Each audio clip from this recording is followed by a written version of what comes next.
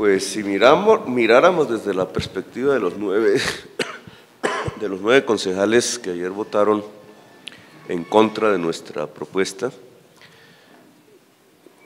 y obviamente a favor de la de ellos, en 2 años no habría nada. Porque como lo delegan en el metro pesado, la realidad del metro pesado es que no tendrá financiación nacional por ahora hasta el 2016. Es decir, no será en esta administración que veamos la financiación nacional. No sé quién sea el presidente de la República en el 2016, eso se lo dejo a ustedes, pero el presidente de la República que esté en el año 2016 será el que o la que entregue el primer recurso para el metro de Bogotá. Y la construcción, de acuerdo al cronograma del Banco Mundial, solo comenzaría en algún mes del año 2014, muy adelante el 2014, si seguimos el cronograma.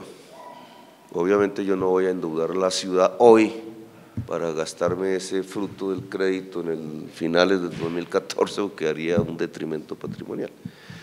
Entonces eso significa en 2 años, que es la fecha que usted me pone, pues nada.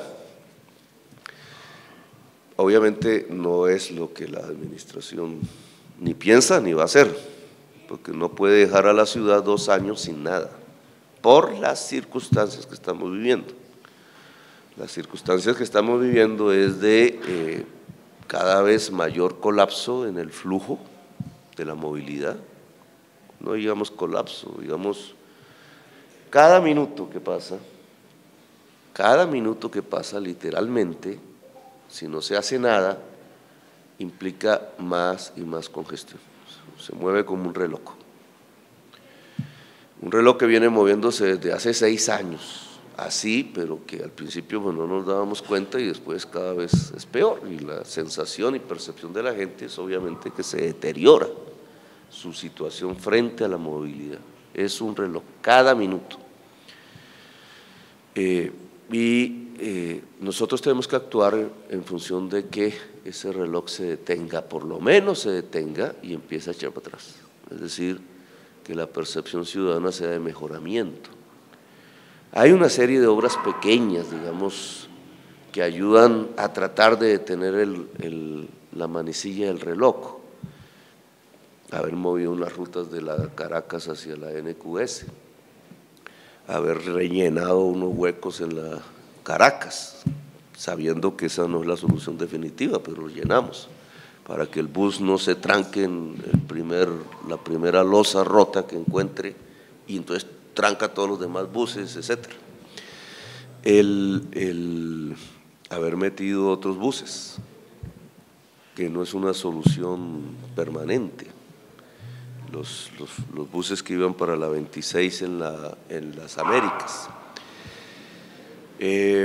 alquilar alimentadores, bueno, son cosas, a presionar a los contratistas de la 26 y la 10ª para que por lo menos puedan rodar buses en la 26 y en la 10ª. En este tema, la 10ª es importante porque nos va a ayudar desde la estación 20 de julio hasta el Centro Internacional, tramo sur, a descongestionar un tanto la Caracas, tramo sur. Caracas, tramo sur. Obviamente no nos va a hacer nada para la Caracas, tramo norte, porque la 10ª termina en el Centro Internacional. Es algo del corto plazo. Nosotros aspiramos a que en junio la 10ª tramo sur, que es tramo sur, funcione. ¿De qué depende eso? Del recaudo de las estaciones. Y el recaudo de las estaciones depende del recaudador. Y el recaudador es una firma que ganó una licitación a finales del año pasado, una de cuyas cláusulas contractuales lo obliga a que en junio esté listo. Por eso es que ahí comienza el SITP, formalmente.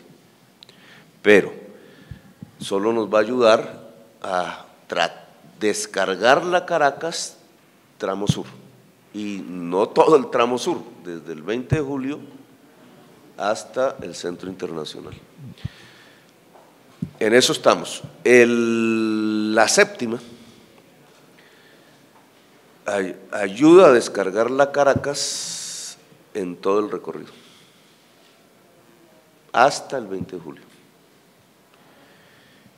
Y como el plan propuesto liga unos cables al estilo de Medellín del suroriente a la estación 20 de julio, pues la séptima descarga incluso más allá al Transmilenio del 20 de julio hacia el sur.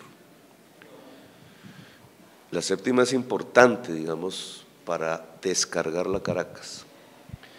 Ahora, descargar la Caracas no solamente es importante hoy, ya por las circunstancias que vive, sino que el SITP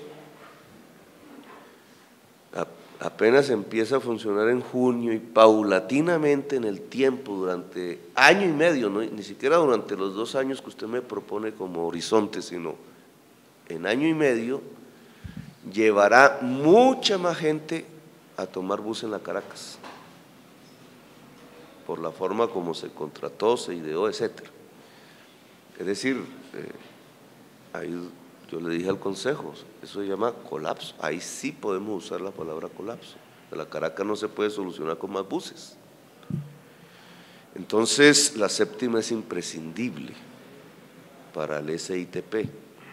Alrededor de esa urgencia, pues se desató la discusión si la séptima era para Transmilenio, que unos defienden, o para un método de transporte más poderoso, pero que sea capaz de no afectar la estructura y la geometría de la séptima.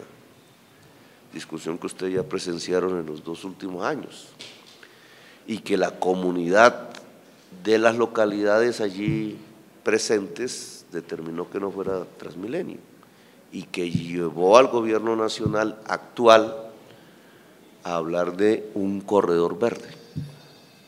Del corredor verde, el estudio del corredor verde que tiene la Secretaría de Movilidad ya incluía el famoso metro ligero LRT. Entonces, nosotros le apostamos a esa solución, que es la solución que propuso el candidato a la alcaldía, doctor Galán, Carlos Fernando Galán, cuyo partido ayer le hundió la iniciativa.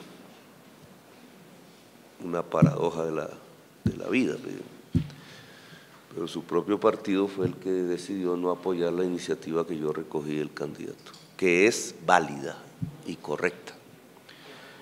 Entonces, esas son las matemáticas. Esas matemáticas se pueden escribir en números.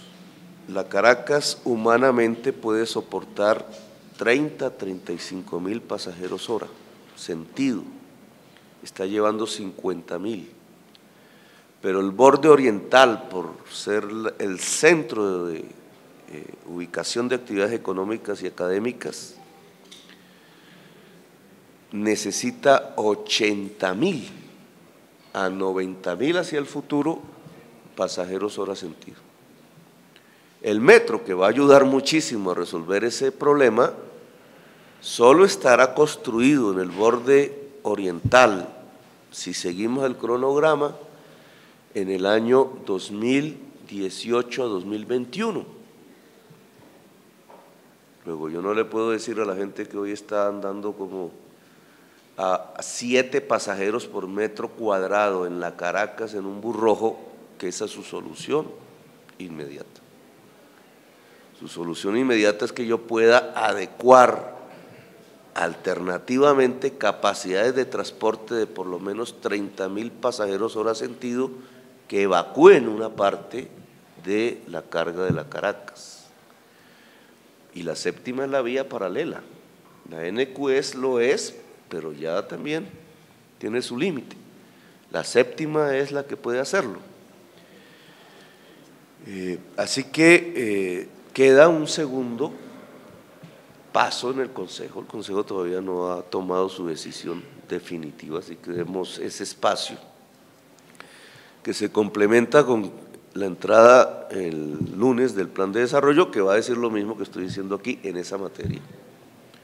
Solo que te va a poner los cables, te va a dibujar los cables, te va a decir cuánto valen los cables, los dos, te va a poner todas las rutas férreas, 77 kilómetros, te va a decir cuánto vale y por dónde, no solamente la séptima, te va a decir por dónde va la ruta pesada, cuánto vale la ruta pesada en los cronogramas, y te va a poner las Transmilenios y sus conectores y te va a decir cuánto vale, y el resultado final es que ya no vamos a hablar de un cupo de endeudamiento de 800.000 millones, sino de billones. ¿Qué va a decir el Consejo ante eso?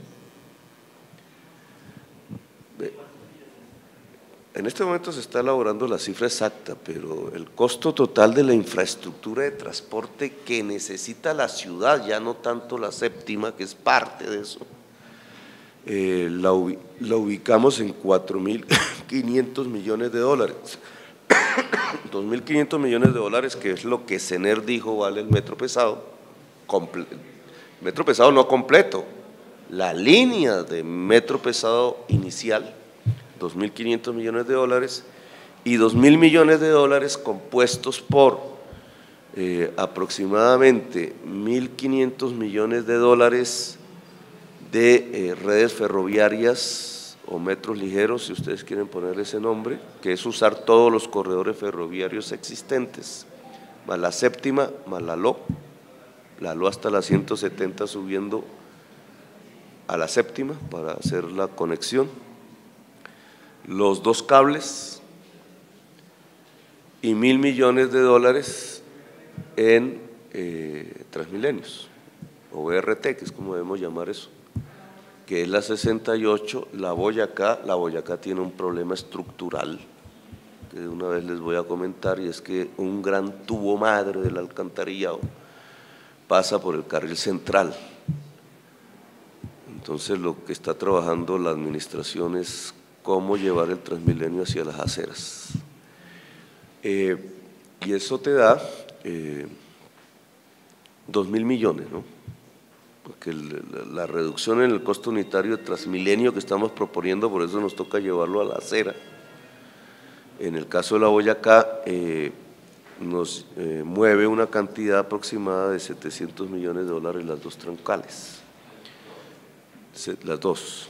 Si logramos ese objetivo, que es lo que vamos a transcribir en el plan, llegar a 10 millones de dólares kilómetro de BRT o Transmilenio, que entre otras son 77 kilómetros aproximadamente las dos troncales más sus interconectores.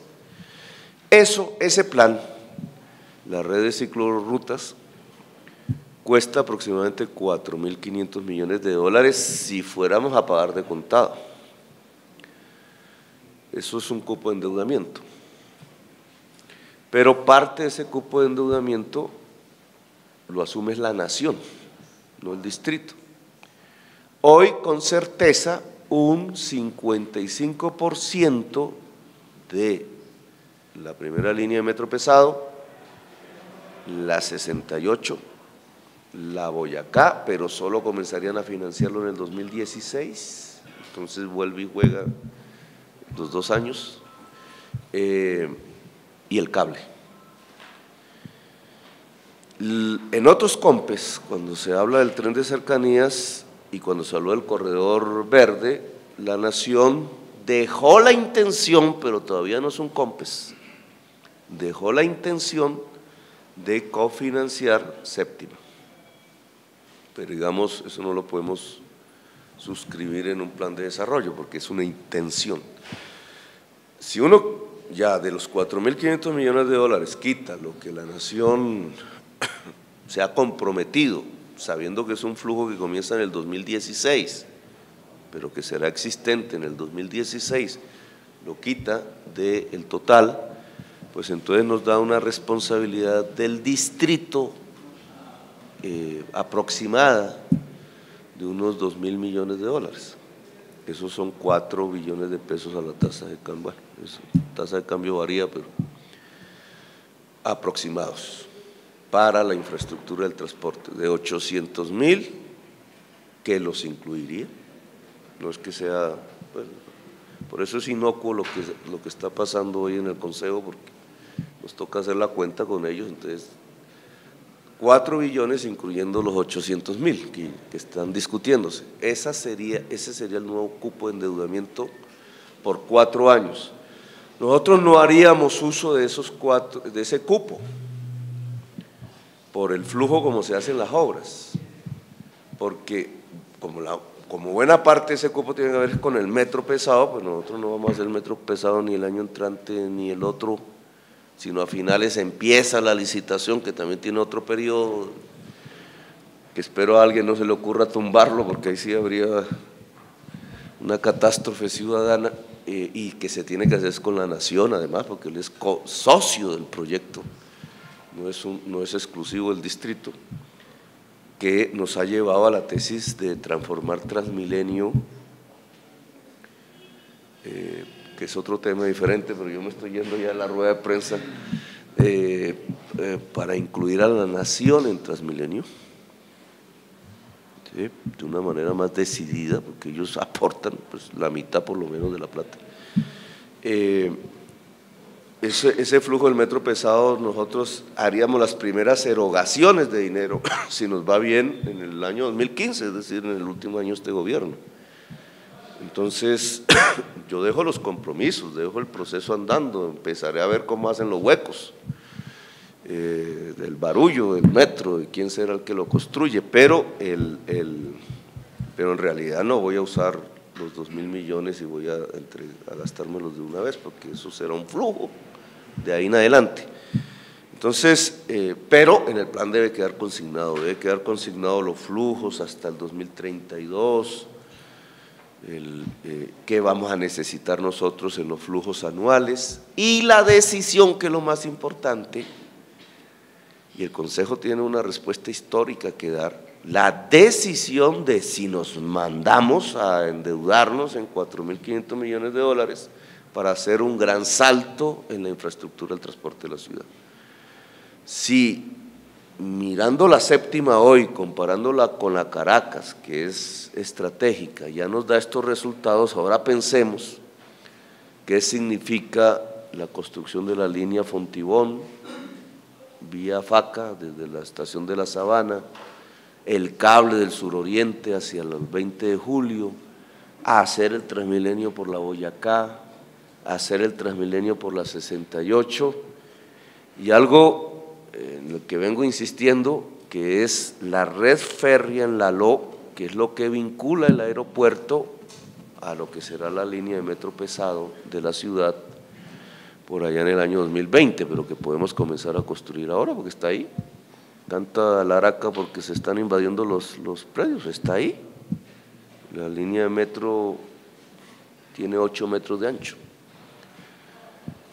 y eso no está invadido, eso puede hacerse ya, pero la decisión de dar ese salto son 4.500 millones de dólares, que para el distrito en la práctica son 4 billones de pesos de endeudarse.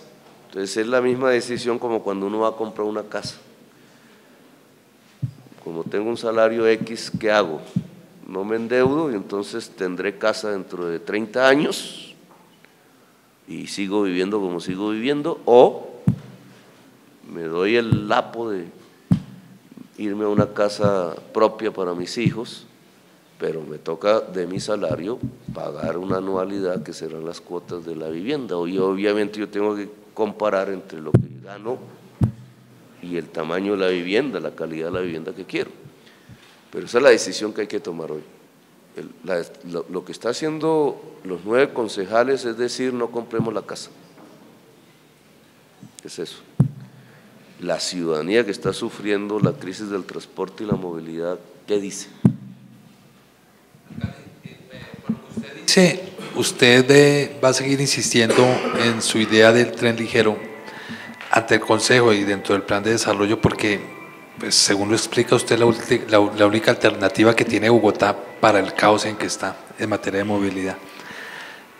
¿Qué margen de maniobra tiene la alcaldía o el alcalde en el Consejo cuando viene, digamos, como esa posición de diferentes concejales respecto de que hay improvisación, de que los estudios no son claros? con esa posición del Consejo, ¿qué margen de maniobrabilidad tiene el alcalde para sacar adelante esa idea? Esa argumentación de la improvisación es una falsedad. En primer lugar, porque la séptima tiene estudios más avanzados que el metro pesado, que hasta ahora voy a iniciar los estudios de ingeniería del metro pesado. No por mi culpa, por culpa del proceso mismo. El metro pesado usted no tiene una franja dibujada en un mapa. La séptima tiene la franja dibujada hace tiempos, porque es la carrera séptima. Entonces eso ya aparece en el mapa desde hace décadas. Del metro, todo el estudio, 18 meses fue para lo que ya tenemos en la séptima, ver cuál es la franja. Y ahora comienzan los estudios de ingeniería. Entonces la posición de los 9 es una contradicción en los términos, porque entonces ellos dicen, no le aprobamos a Petro porque no están los estudios de ingeniería, pero sí aprobamos para el metro, que no tiene los estudios de ingeniería. Es una mentira. Obviamente, no para la alcaldía y para la ciudad, porque es una excusa falsa que esconde otra posición política, ¿no? Que es no queremos dejar hacer en la séptima. Ahora, ¿por qué? Bueno, eso ya es una discusión que no me corresponde, pero que es grave para la ciudad. Es grave para la ciudad, pero no es cierta, porque si fuese así, entonces tampoco debieron haber aprobado el cupo para el metro pesado, que no tiene ingeniería. Y nos vamos a demorar 18 meses en que tenga un estudio de ingeniería. La séptima tiene no solamente el trazado, que ya existe por definición, sino que tiene estudios de diseño conceptual que hicieron en la anterior administración, una orden del plan de maestro de movilidad que se decretó en el año 2006, que ordenaba el uso de todos los corredores ferroviarios para estudios de tranvía, le llaman. Entonces, la administración no improvisa, y la prueba de ello es esta. ¿Sí? ¿Cómo es que la ciudad, a través de su administración toda, fracasó los años pasados en presentar un modelo creíble de manejo de residuos? Y en 3 meses, esta administración, con el trabajo de Guillermo y los técnicos y la unidad de la UESP, presentó el proyecto. Si hubiera sido el Consejo, no sé qué hubiera pasado, pero se lo presentó a la Corte Constitucional y mire el resultado.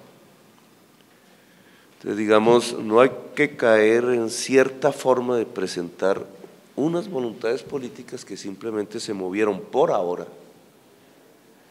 en 9 personas a impedir una intervención en la séptima, que era vital, que es vital para la ciudad. Son recursos anteriores, digamos, del transporte tradicional de la ciudad, que creo que fue en la alcaldía de Mocus, se creó, es otro tema, no es del CITP, que fue generando un fondo que tenía como destino precisamente el mejoramiento del parque automotor y que se ha diluido. Y que durante años las administraciones no han podido cobrar. Ahora el Contralor dice que lo hagan 10 días. Nosotros vamos a entrar a una renegociación que ordenó en primera instancia el Tribunal Administrativo, en este momento en apelación en el Consejo de Estado. Esa sentencia del tribunal ordenaba una negociación con los operadores del transporte en general. No sabemos qué va a pasar en el Consejo de Estado, pero yo decidí renegociar contratos. Se avecina el final de la fase 1, enseguida vendrá la fase 2 del Transmilenio, y está la puesta en marcha de lo que llamamos el SITP, que incluye esos modos tradicionales del transporte. En las renegociaciones que vamos a discutir todos los factores que componen lo que llamamos la tarifa técnica, que hoy es casi la misma tarifa al pasajero. Ese factor de calidad lo han pagado los pasajeros. Muchos de los buses que hoy andan en la ciudad de Bogotá han sido ya pagados por los pasajeros y las pasajeras.